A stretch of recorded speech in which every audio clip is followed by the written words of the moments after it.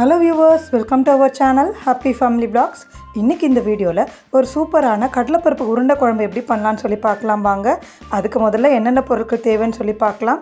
ஒரு 150 கிராம் அளவுக்கு கடலைப்பருப்பு எடுத்து 4லேருந்து 5 மணி நேரம் ஊற வச்சு எடுத்திருக்கேன். 5 காஞ்ச மிளகா, 10 பல் பூண்டு தோலோடு எடுத்திருக்கேன். அது இல்லாமல் ஒரு கைப்பிடி அளவுக்கு கொத்தமல்லி, 2 துண்டு தேங்காய், 2 பெரிய வெங்காயம் எடுத்து பொடியாக கட் பண்ணி வச்சுருக்கேன்.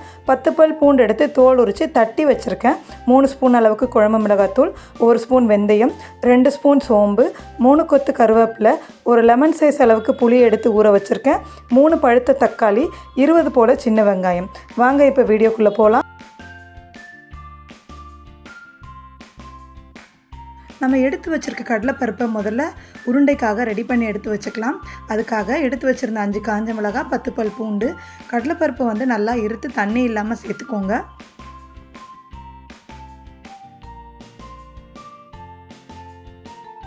கடலைப்பருப்பு அரைக்கும் போது நம்ம தண்ணி இல்லாமல் சேர்த்தோம் அப்படின்னா தான் நமக்கு உருண்டை நல்லா சாப்பிடும் போது டேஸ்ட்டாக இருக்கும், கரைஞ்சும் போகாது.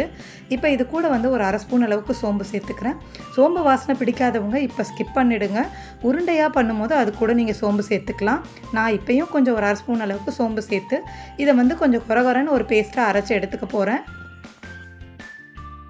இந்த கடலைப்பருப்பை நீங்கள் பல்ஸ் மோடில் அரைச்சி எடுத்துக்கிட்டிங்கன்னா கூட போதும்.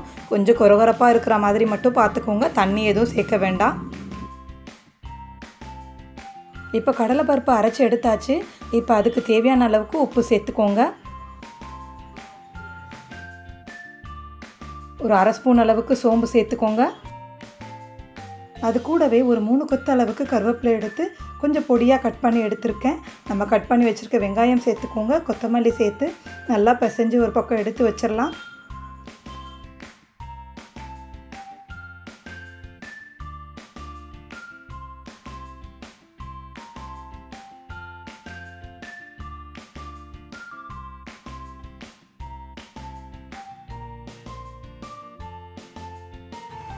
இப்போ ஸ்டவ் ஆன் பண்ணி ஒரு பேன் வச்சு ஹீட் பண்ணிக்கோங்க. ஒரு 100 ml அளவுக்கு எண்ணெய் சேர்த்துக்கலாம். நான் 25 கிராம் அளவுக்கு நல்லெண்ணெயும் 75 கிராம் ரீஃபண்ட் ஆயிலும் சேர்த்துருக்கேன். காரக்குழம்பு அதெல்லாம் பண்ணும்போது கண்டிப்பாக நீங்கள் நல்லெண்ணெய் சேர்த்து செஞ்சிங்கன்னா அதோட மணமும் வாசமும் கொஞ்சம் அதிகமாகவே இருக்கும். அதனால் கொஞ்சம் போல் நல்லெண்ணெய் சேர்த்துருக்கேன். எண்ணெய் நல்லா சூடானதும் நம்ம எடுத்து வச்சுருக்க வெந்தயத்தை சேர்த்துக்கிறேன்.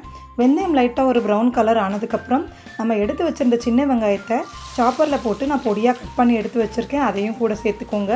காரக்குழம்புக்கெலாம் எப்பயுமே நீங்கள் சின்ன வெங்காயம் சேர்த்து செஞ்சிங்கன்னா டேஸ்ட்டு ரொம்ப நல்லாயிருக்கும். அதனால தான் நான் இதில் சின்ன வெங்காயம் சேர்த்துருக்கேன். உங்கள் கிட்டே இல்லை அப்படின்னா நீங்கள் பெரிய வெங்காயம் கூட சேர்த்துக்கலாம். வெங்காயம் லைட்டாக வதங்கி வரும்போதே நம்ம தட்டி எடுத்து வச்சுருக்க பூண்டு சேர்த்துக்கலாம். 3 கொத்து கருவேப்பிலை எடுத்து வச்சுருந்தோம், அதையே சேர்த்துக்கலாம். இப்போ நம்ம பூண்டு சேர்த்ததுக்கப்புறம் அதோட பச்சை வாசனை போகிற அளவுக்கு லைட்டாக வதக்கி விட்டுக்கோங்க. கொஞ்சம் கோல்டன் ப்ரௌன் கலர் ஆனதுக்கப்புறம் நம்ம கட் பண்ணி வச்சுருக்க தக்காளியும் இது கூட சேர்த்துக்கலாம்.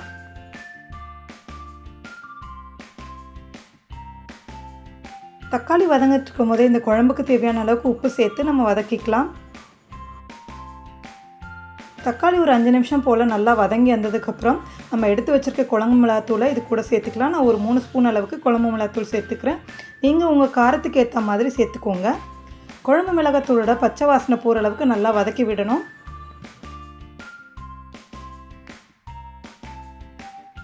இப்போ மிளகாத்தூளோட பச்சை வாசனைலாம் போய் நல்லா சுருண்டு வதங்கி வந்துருச்சு. இப்போ குழம்புக்கு தேவையான அளவுக்கு கொஞ்சம் தண்ணி சேர்த்துக்கலாம். தண்ணி நான் கொஞ்சமாக சேர்த்துருக்கேன். இதில் புளி தண்ணி சேர்க்கும் போது கரெக்டாக இருக்கும். குழம்பு ஒரு பக்கம் கொதிக்கிறதுக்குள்ளே நம்ம இந்த குழம்புக்கு தேவையான பருப்பு உருண்டையை உருட்டி எடுத்துக்கலாம்.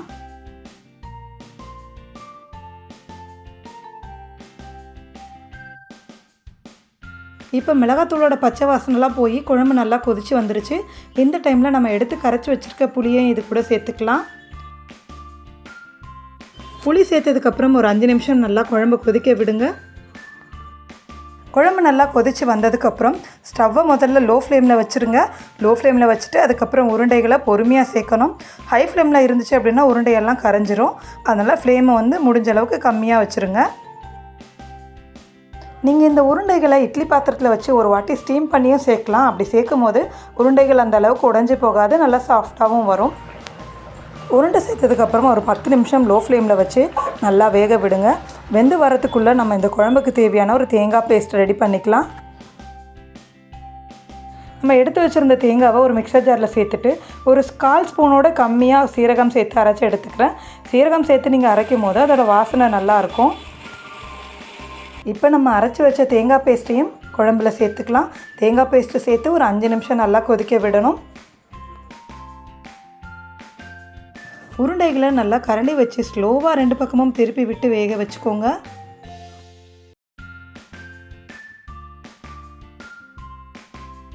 ஃபைனலாக இதில் கொஞ்சோண்டு கொத்தமல்லி சேர்த்து இறக்குனீங்கன்னா சூப்பரான உருளைக்குழம்பு ரெடி. இந்த மாதிரி நிறையா வீடியோஸ்க்கு மறக்காமல் நம்ம சேனல் ஹாப்பி ஃபேமிலி விளாக்ஸை சப்ஸ்கிரைப் பண்ணிக்கோங்க. அடுத்து ஒரு சூப்பரான ரெசிபியோடு சந்திக்கலாம். அது வரைக்கும் see you.